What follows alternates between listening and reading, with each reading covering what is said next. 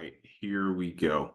In this video, well, first off, my name is David Brown-Dawson. I am the founder of Palm and of LeadCom Gym. So LeadCom Gym helps leaders get healthy, well, helps leaders and teams get healthy, improve performance, and maximize impact. Palm helps leaders know, grow, and keep their best people. Palm is a tech platform that works hand in hand with the services that we provide via LeadCom Gym. In this video, man, I'm so excited. Uh, I was just on our Tala, the Adaptable Leader Accelerator, and we were talking about what's in your garden.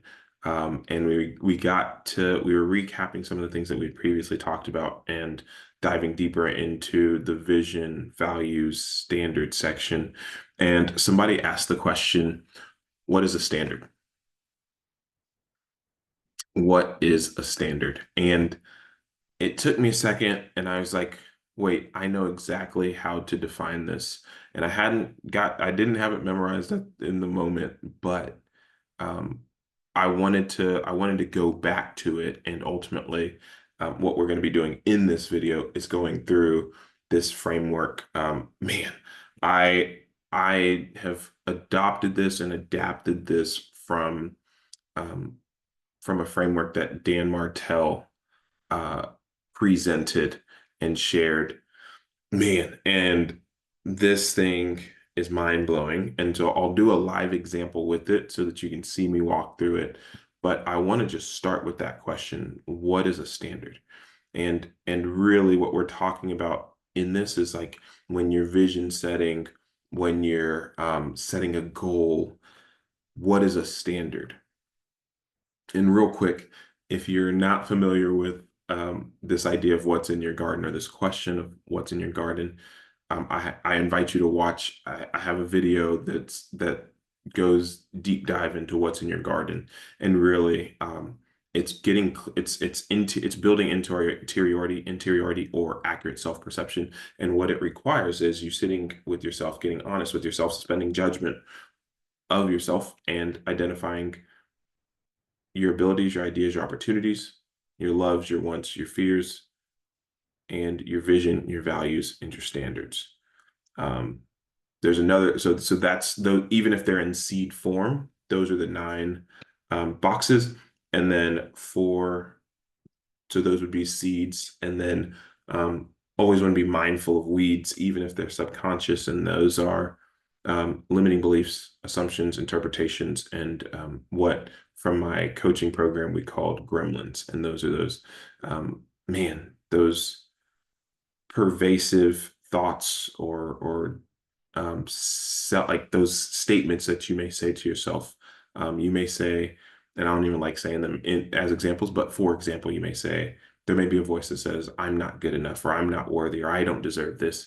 Or I shouldn't speak up because that's dangerous. And those things may have served you in a previous season, but may no longer be serving you. And so it's always important, in addition to the seeds, to be wary of the weeds. And those weeds, again, are limiting beliefs, assumptions, interpretations, and gremlins.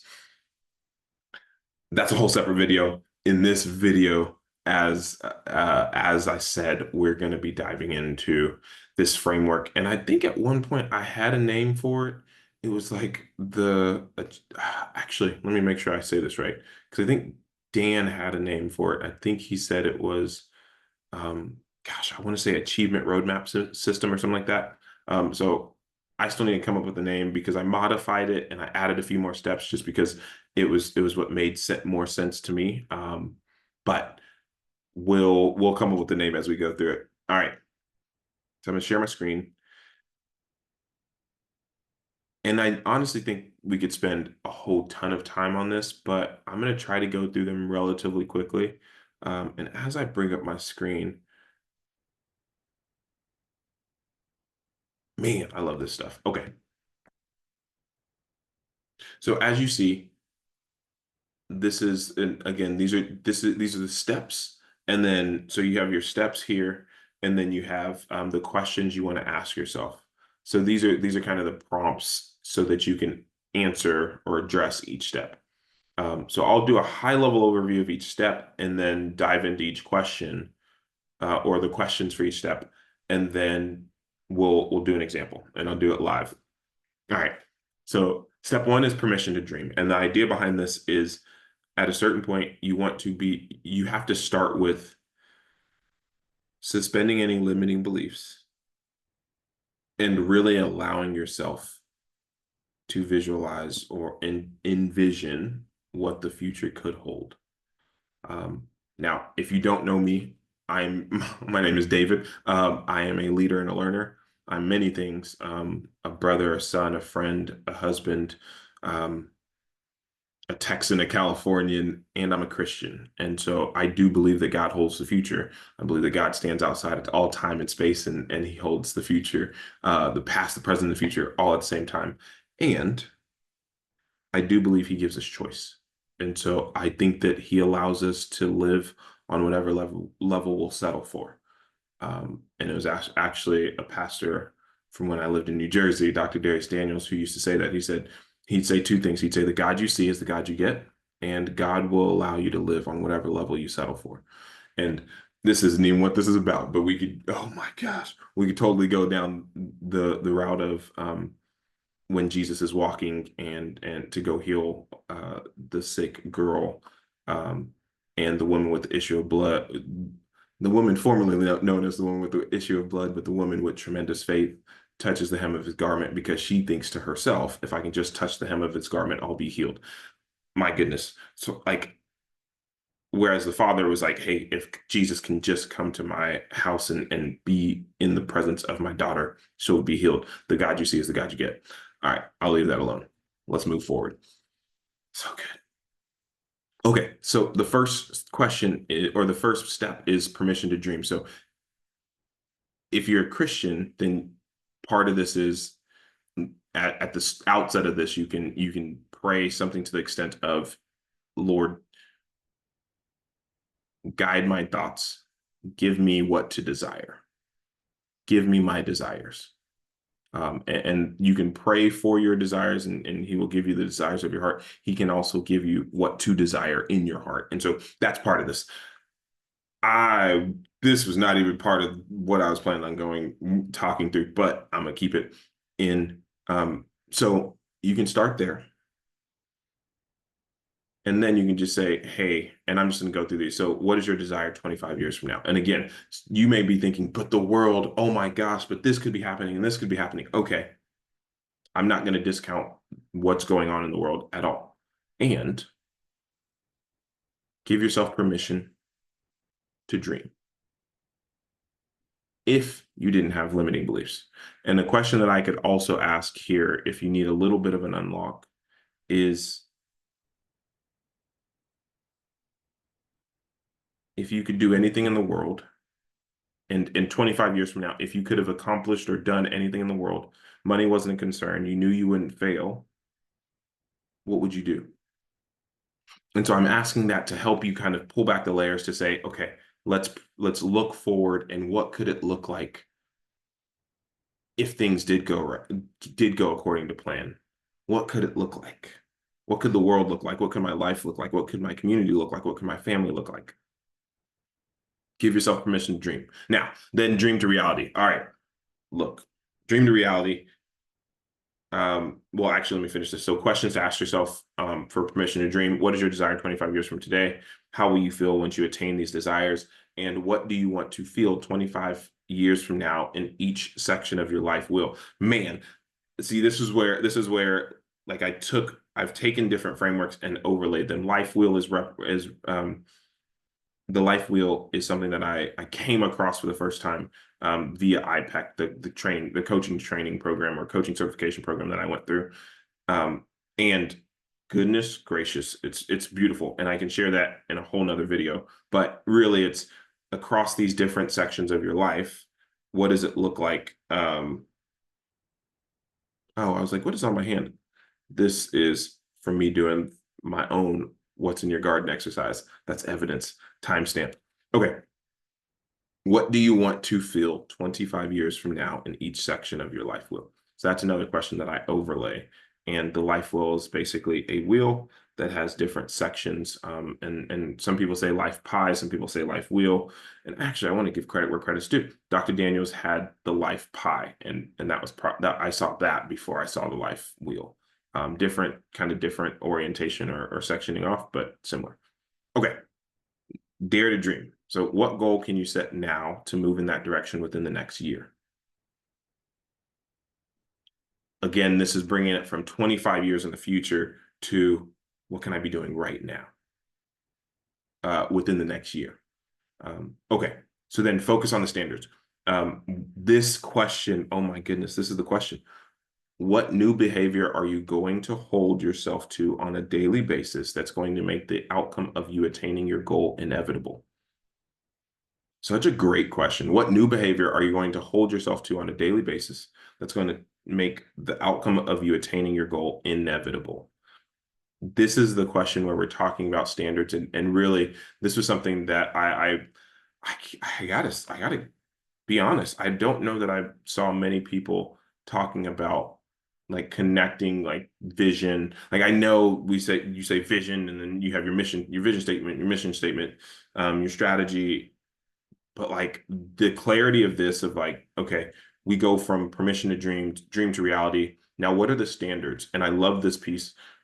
What new behavior are you going to hold yourself to on a daily basis that's going to make the outcome of you attaining your goal inevitable? I think that's such a key piece. New behavior, hold yourself to, daily basis, attaining your goal inevitable. And again, I'll walk through an exercise in real time. All right. Unlock the resources. Who are the people? What are the tools? What are the processes? What are the books or courses that if you collected them into your life would support the goal you set? What resources are going to make you achieving your goal inevitable? That's this. And again, this is you can if you can ideate, I'm talking about people, the tools, the processes, the books or courses. Like you can ideate and say, what are these things that I need to put into place, or what do I need to get to that vision of where I want to go? And if you can take the time to identify the people, the opportunities, the things, the tools, then you can set about gathering those, and you have even more clarity because you know that these are the things that are going to unlock if you unlock these resources, they're going to get you to the goal, or get you to the vision the goal vision that you've set. All right, man. Now this is when it gets good. I tell you what. Send message to your accountability buddies. Who are the people that will challenge you and hold you accountable? I put positive peer pressure. Now, I think every single step in here is intentional. The thought process behind here is positive peer pressure. It's, hey, if you are somebody who is internally motivated and you can just like set a goal and accomplish it and you're good, great. And if you're somebody, especially for something new, where you're like, no, I like that added pressure, or I need the added pressure because I may not in this moment execute the same as if I was in a cohort of peers that were also executing on a high level. So I watched this video recently, and it just double taps on this. I watched this video recently of this founder of a company who went through the Y Combinator accelerator, and he was explaining what the benefit of YC was. And really one of the key things that he talked about was the accountability piece. He talked about how I think once a week they have office hours, and at office hours, all these founders come together and they say, hey, this is what I've done in the previous week, and this is what I'm planning on doing for the next week. And they've shared it with other founders, and then they go off and they've like identified the thing, and I'm assuming that they get help from their coaches, or they get help from their mentors to align on the right things, the right metrics, or the right metric to pursue, or the right thing to keep in focus. And then they go and spend the week doing it, and then they come back, and all throughout the week they know like there's the added pressure that other founders in the same cohort are also executing and actioning. And so when they come back together, they're going to have to hold each other to account. And I think that's a brilliant like way to use positive peer pressure to enhance execution. So that's the piece of send a message to your accountability buddies, those people who will challenge you and hold you accountable. I think this is huge. All right, celebrate the journey. What milestone moments can you create to celebrate your progress along the journey? How can you break down your goals? I loved this piece. When Dan originally talked about it, he talked about how he would make it things that like he would be like, oh, if we get this, then we're going on this trip as a family, or we're going to do this thing. And he was doing it because he knew just how much he valued the goals that they were setting. Or hey, we're gonna go get if we reach this goal, we're gonna get the lawn furniture that we want. And he attaches, oh man, he attaches experiences and then tangible things to in different ways, just to break down the goals, right? So you can celebrate milestone moments across the you can identify milestone moments, and you can celebrate your progress along the journey. So that's 6. Number 7 is, and this is when he shared some, Dan Martell, when he was doing his initial the initial recording of this, or I think this was years ago at this point. He talked about a conversation, I want to say it was with Ed Milet, who was his coach for a period of time. And Ed Milet started talking about visioning and visualization, but like taking it to another level and visualizing yourself having accomplished the thing, or having received the reward that you've provided to yourself for accomplishing the thing, from different angles. And so, like, let's say there was a car that you wanted, and it's let's say that you tied, hey, I'm going to buy a car, I'm going to get a new car, if we reach X number of dollars in sales or something like that. You could then picture yourself in the car, but it's not just, hey, I'm picturing myself behind the steering wheel. It's, okay, what does the interior look like? What is the color of the car? Can I visualize myself from the passenger seat, seeing myself sitting there? And just so you know, I'm visualizing myself in a Lucid. But like, oh my gosh, I test drove one once, and I was like, oh my gosh, this is incredible.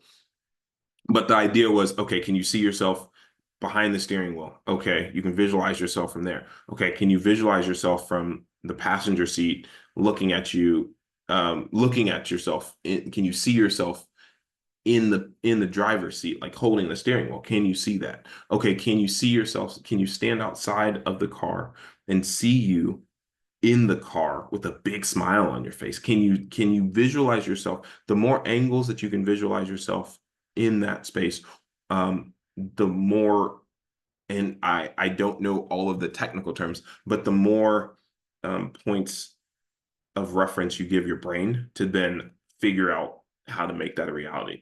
So if there's a speaking opportunity that you want, or like, let's say you want to do a TED Talk, or you want to be on a certain company stage or a certain conference stage, you could visualize yourself from different angles on that stage, and you can visualize even the speech that you would be saying, or the words that you would be saying.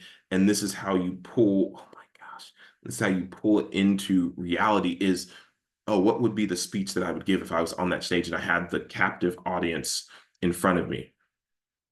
Well, let me start writing that speech. Okay, I can see myself on stage. I'm walking and pausing, and I see myself saying something, and oh, what am I saying? Okay, what is the speech that I'm giving that would get me on the stage? What would be the stages that I'd need to be on before I got onto that stage? That's what this visualization is all about in terms of visualizing angles. My goodness, it's powerful. All right. Whew. So this is another piece. So step 8 is share your goals with those being impacted. I think this is powerful, because, and I kind of combined this one and the rewards one, but this one is like, so there's actually, let me separate this. If we scroll up, one part is send a message to your accountability buddies. So who are the people that will challenge you and hold you accountable? Positive peer pressure. This one is like share your goals with those being impacted. So in this, when Dan hit on this one, he mentioned something to the effect of, hey, he would share if the goal involved his wife, or like, hey, we're going on this family trip. If we reach this goal,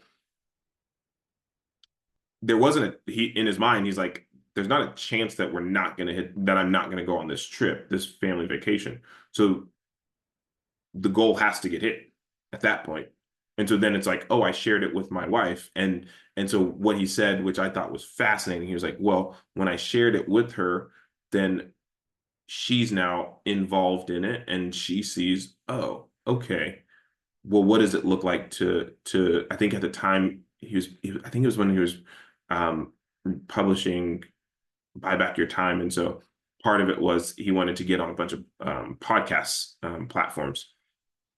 And so she ended up sending out a number of uh, filling out a number of request forms for him because again she understood that she was being impacted by the goals. And so um, this idea of how can you tie their success into the accomplishment of your goals, he and if I'm misremembering, it was either for the launch of his book and for the getting, yeah, either for the launch of the book and it was and it was a vacation attached to it, or it was getting patio furniture. And so it was one of those two. I may be misremembering, but the idea was to invite people into your journey, um, especially that are being impacted by your goals. So you have, hey, who are my accountability buddies? And hey, who's being impacted by these goals? So if you're leading a team, then you can share that stuff with them. Or if you're doing something on your own, you can share it with people in your family or friends that may be impacted by you attaining the goal. And then you see the last ones on here. Oh man, I love this so much. So connect triggers. So how often are you reviewing your goals? What can be triggers to reviewing your goals consistently? And again, man, I love the way this was described in terms of, hey, I'm going to put it on my phone and I'm going to write it as if it's already accomplished, the goal itself as if it's already accomplished, or I'm looking at this column um, daily, or not even just daily. Like it's one thing to review your goals, and I tell you what, this has actually influenced Palm without me really recognizing it. But it's one thing if you look at your goals and you review them once a month or once a quarter, right? Like in corporate America, they're like, hey, start of the year, you identify your goals, and then you may have a check-in or two throughout the year, but then you have your annual review, and you're like, did you hit the goals that you set out to hit at the beginning of the year? That's one way to do it. But if you, instead of doing it once a year, if you do it once a month, now you've reviewed your goals 12 times, 12 times as many times as before. So 12 instead of one, right? From one time to 12 times. If you do it every week, now you're talking 52 times in a year, you're looking at your goals and you're looking at the standards that are driving that goals. Now, if you take it, oh my gosh, Dan, when I tell you he takes it to the extreme and I love it, he then says, okay, that's 52 times. What if you do it? What if you review your goals every single day? Well, now you've gone from one time a year to 365 days, 365 times that you're looking at the goals that you've set, that you've identified, and the standards that you've identified to make accomplishing those goals inevitable. That's 365 or 364 more times that you're giving your brain to rewire itself to see itself fulfilling the goals and accomplishing the goals because you're visualizing and doing the other stuff than if you just look at it one time a year. And then he takes it a step further. And this question of how often are you reviewing your goals? What can be triggers to reviewing your goals consistently? Man, like you could do it where you have your goals plastered on your mirror, right? So when you're brushing your teeth or you have them up on your on goodness, in your car. You could have them in different places so that you're constantly reviewing them, or you can set an alarm and you just have the alarm go off. And every time the alarm goes off, you're reviewing those goals. Now, you can take this to the extent that you want, but the reality is the more frequently, what did he say? He says, frequency is what you frequently see. And I love this because this notion of how frequently are you reviewing your goals is like how real are they?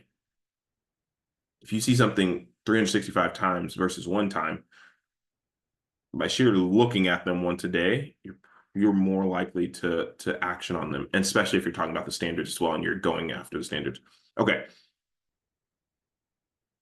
Gosh, it's so like I thought it's so thought out, and I wanted to I want to give him credit because the initial framework is his, but I added a few extra steps just for myself and based on my own like what works for me. And so one of them is like this last step. So potential blockers, what habits or actions might keep you from accomplishing your goals?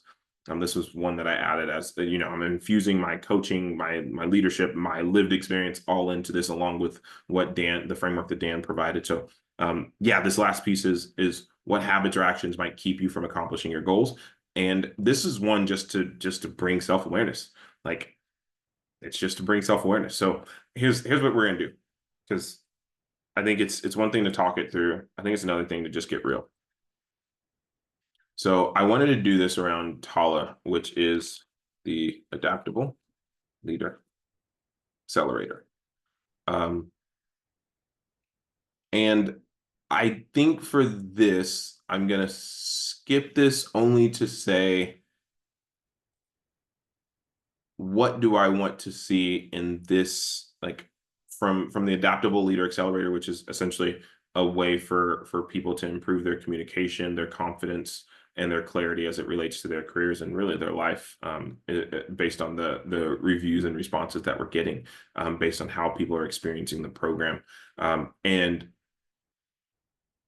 I want I want there it is.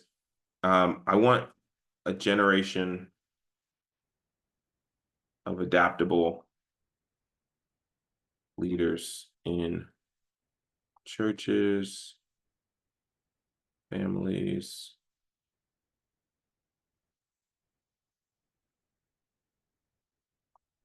communities across the US, around the world. There it is. That's what I would want. Now, what goal can I set to move in that direction within the next year? Well, I can put a number to it. And so let's say, and I've actually thought this through, so this isn't all just off the cuff. If we do 20 people in this next cohort, and I'll do it specifically, not even the year. I'm just going to do it in the next, before the end of this year. So I want 20 people to have signed up for the next cohort of TALA. I can put a date by end of 2025. So as you can see, today is the 29th of October. So we got 2 months to make that happen. All right. What new behavior are you going to hold yourself to on a daily basis that's going to make the outcome of you attaining your goal inevitable? Okay, so I want 20 people to sign up. If I say I want 20 people, then that would require, I'm going to do math in real time. So let's say let's say we're talking 0.1% hit rate, or excuse me, a 1% hit rate.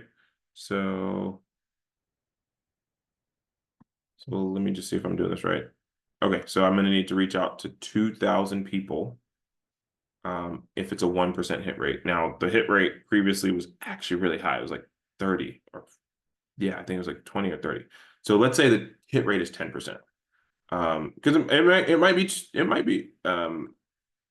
let's say the hit rate's 10%. Cool, we'll do that. So 200 people.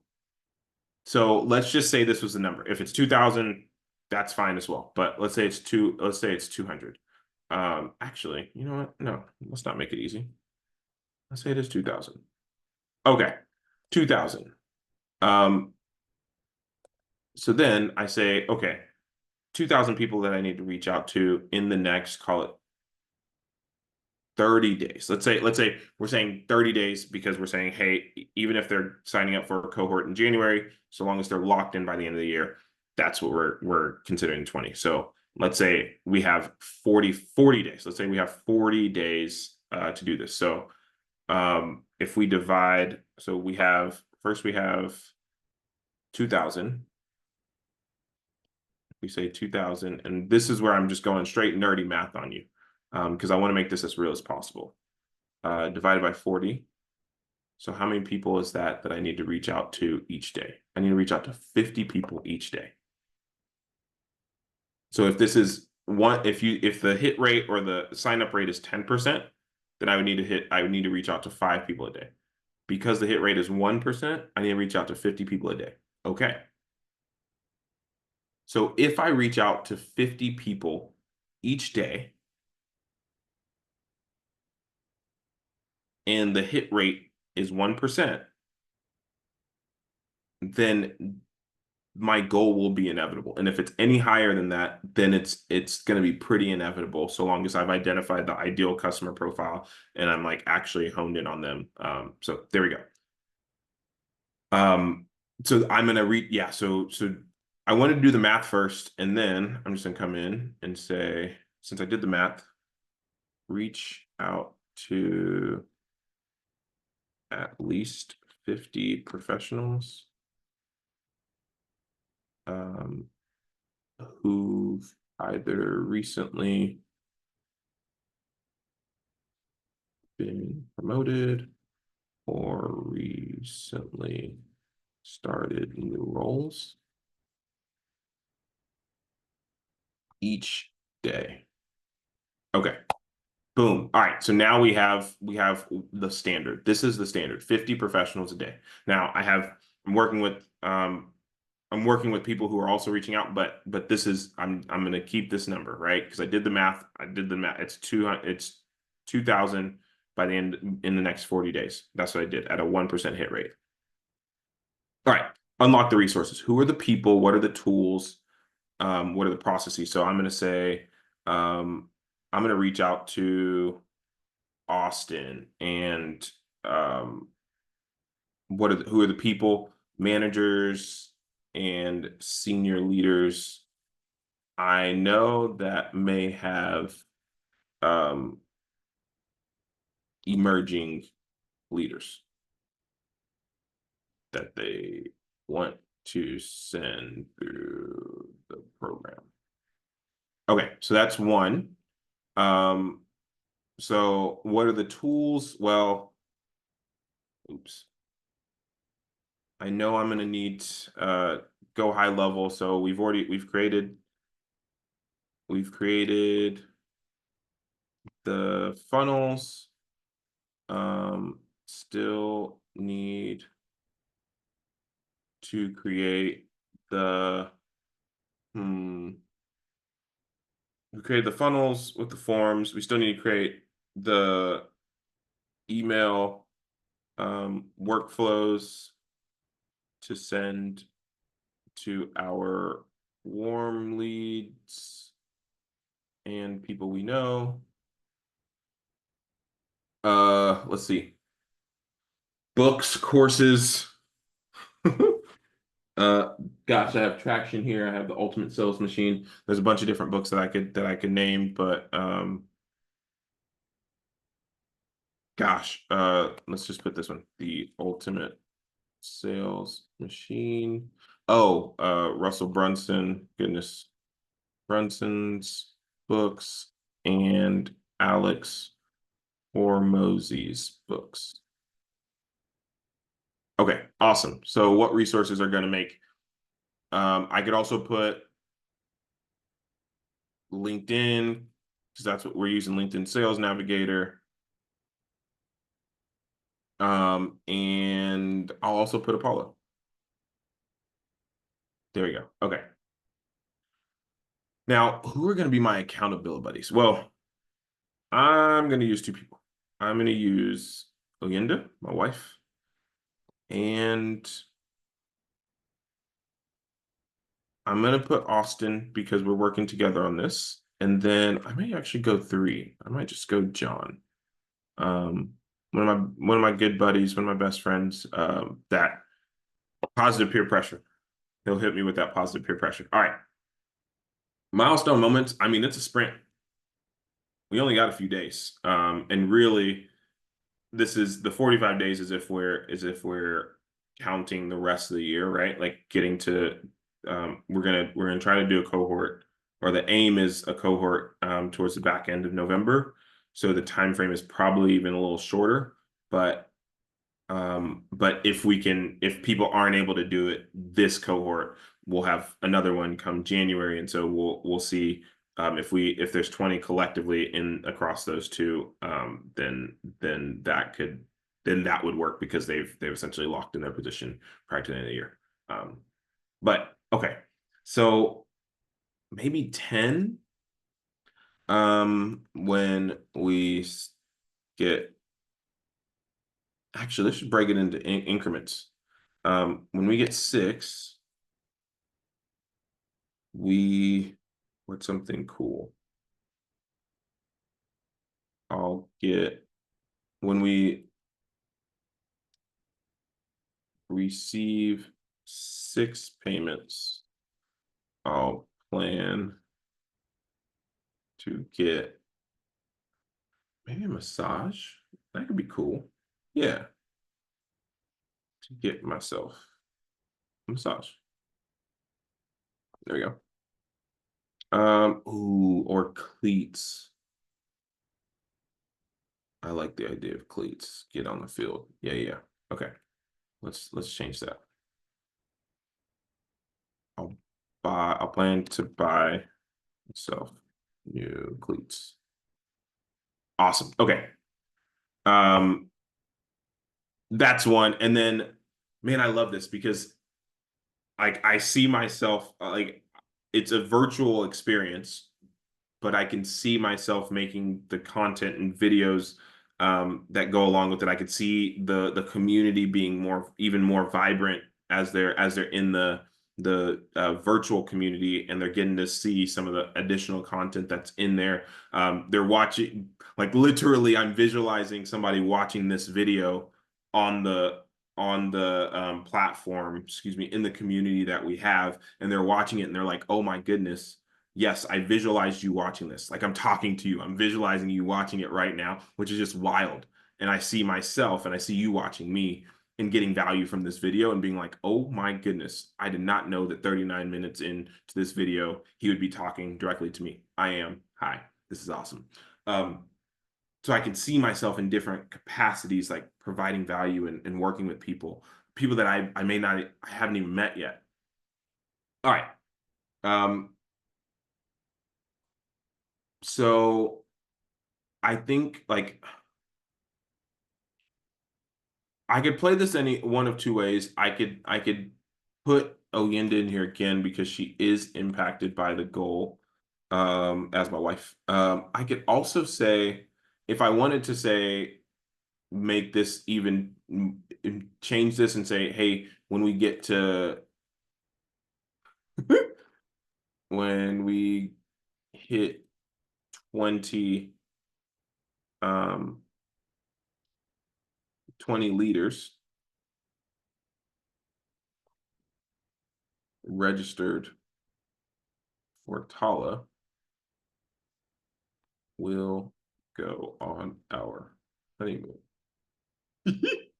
So this is a way to make it real, right? Because our honeymoon will leave in December. So I could make this number. See, this is where it gets crazy because it's like, okay, I said by the end of the year, if I really wanted to make this change this up, and I may even do it. So let's say I believe that actually I do believe that we can get a higher hit rate. So let's say that instead of 2,000 people that we need to reach out to, it's 200, but those are high quality leads, which a lot of them are. So let's say it's 200, which 200 divided by, oh, let me get my calculator. Because if we take 200, and let's say how many days do we have? So between now, so let's say we have 30 days. Is that true? Let's say we have 30 days. Or let's say we have 20 days.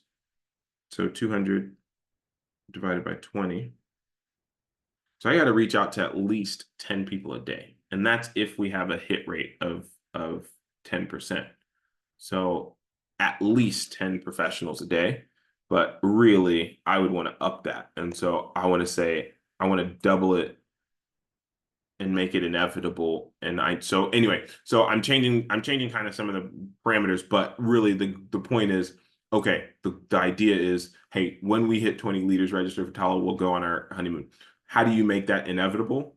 Well, you know what? It might not be so bad to say the number that I need may be 20 or 25, but forget that.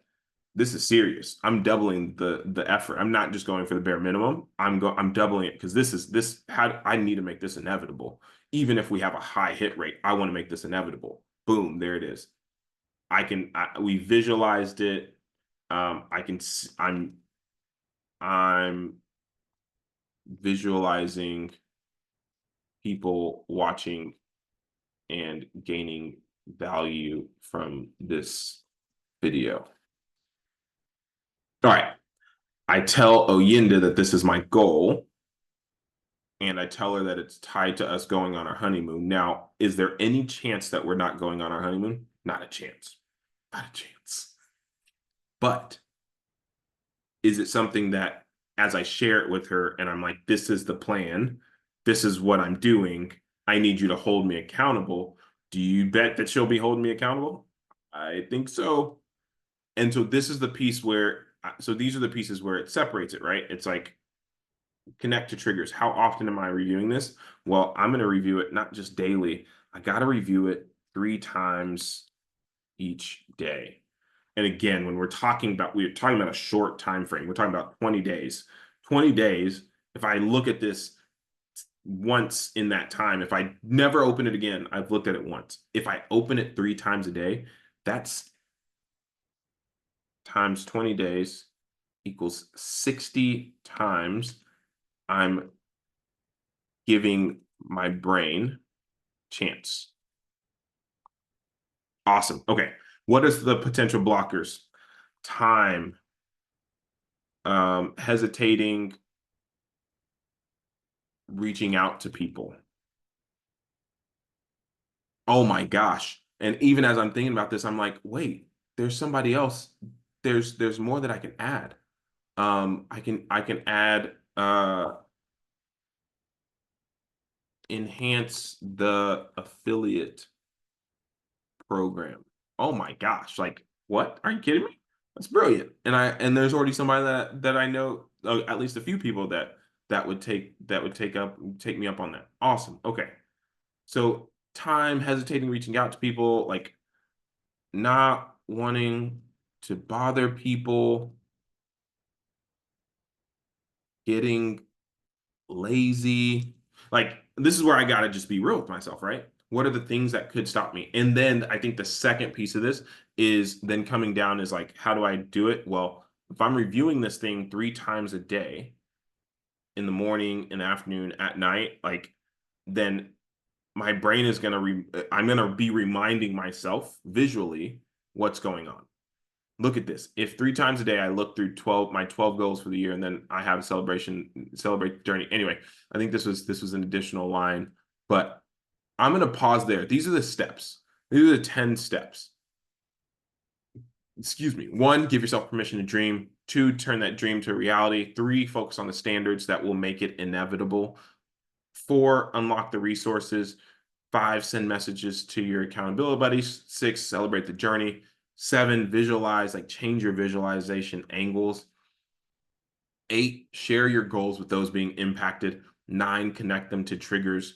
And 10, identify potential blockers and put things in place. So you can block my calendar for 90 minutes. Let's say it takes 2 minutes to send an email out. I don't know that it should take that long, but 2 minutes to send those 50 messages or emails. Block my calendar for 100 minutes each day for outreach. Boom. This way, if I do nothing else in the day, I'm sending out these messages. I'm sending out these emails that are sending requests, and whether it's to a single individual or to a company like an organization or a leader in an organization, it only makes it better if it's a leader in an organization because I have more opportunities to provide value to more people in the organization. So, all right, that is goodness. That is the framework. And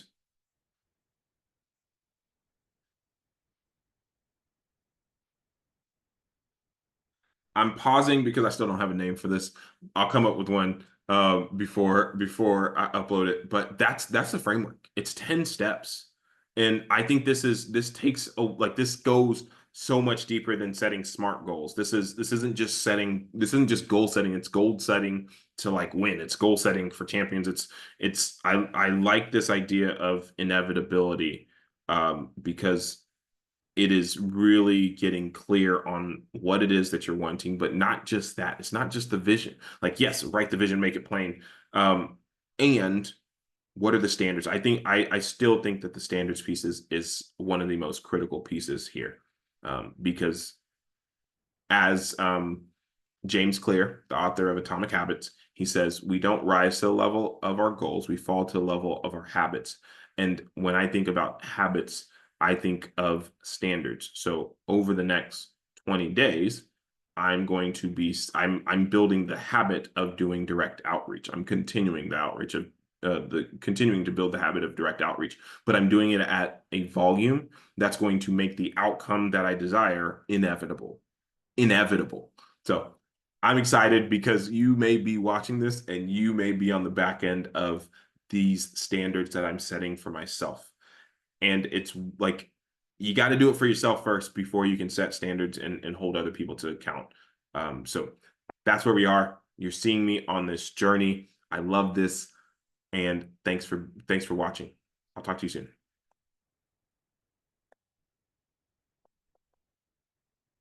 That was great.